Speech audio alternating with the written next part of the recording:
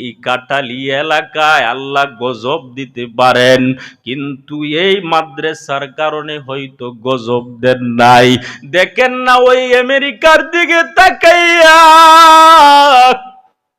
ফিলিস্তিনির কত ছোট ছোট বাচ্চাদেরকে জবাই করলো, কত কোরআনের পাখিকে উড়াইয়া দেয়, কত উলামায়ে কেরামকে জবাই করেছে বেঈমানের দলেরা। আর আল্লাহর দিকে তাকাইয়া বলছে, ও মালিক, আমরা আর কত লাশ দেখবো? নামাজের কাতারে দাঁড়াইলেও লাশের সারি, জুমার নামাজ পড়লেও লাশ। ওই আহাজারি কান্না আমার আল্লাহ শুনেছেন। ওই আমেরিকার দিকে এখন তাকায় দেখেন, যারা বেঈমানদেরকে সহযোগিতা করিয়া মুসলমানদেরকে হত্যা করেছিল, মুসলমানদের শরীরের রক্ত দিয়ে গোসল করত, ওইদের দিকে তাকান। ওই আমেরিকাওয়ালারা এত পরিমাণ স্তব্ধ হয়ে গেল, হঠাৎ করে আগুন লাগিয়া সব শহর জ্বলে পুড়ে ছারখার হয়ে গেল। যে জায়গায় হলিউড এলাকা, সিনেমা হয়, উলঙ্গ ছবি হইতো, আমার আল্লাহ সবার আগে ওই হলিউডের ভিতরে আগুন জ্বালাইয়া স্তব্ধ করিয়া দিলেন। চতুর্দিকে হাহাকার হাহাকার, আমাকে বাঁচাও, আমাকে বাঁচাও। আল্লাহ বলেন, আমি বান্দাকে ছাড় দেই যখন দড়ি ধরার মতো দড়ি। ও এলাকার মুসলমান যুবক, এই মাদ্রাসা আপনাদের মাদ্রাসা, এই মাদ্রাসার কারণে বাসা বাড়িতে আগুন লাগবে না। এই মাদ্রাসার কারণে তালিবুল ইলমদের কোরআন তেলাওয়াতের কারণে, হুজুরদের হাজারির কারণে আপনারা বড় বড় মুসিবত থেকে বেঁচে যাবেন। এই মাহফিল করতে কত টাকা লাগছে রে বাবা, কত শ্রম গাম লাগছে রে বাবা।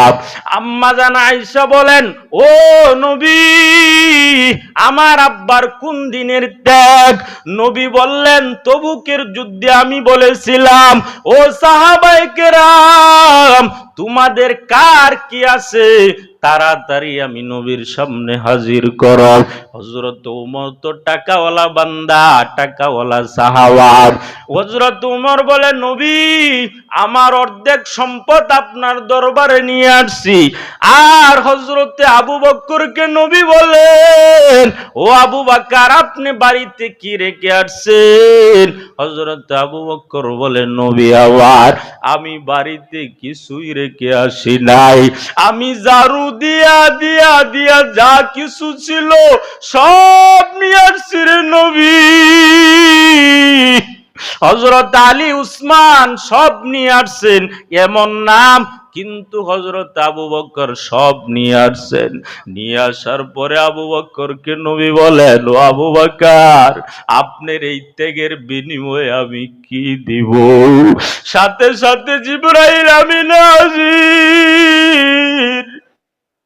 জিবরাইল আমিনের দিকে নবী তাকায় দেখলেন, জিবরাইল চলে শটের একটা সালার একটা শট গায়ে দিয়া জিবরাইল আমিন নবীর সামনে হাজির হইছেন।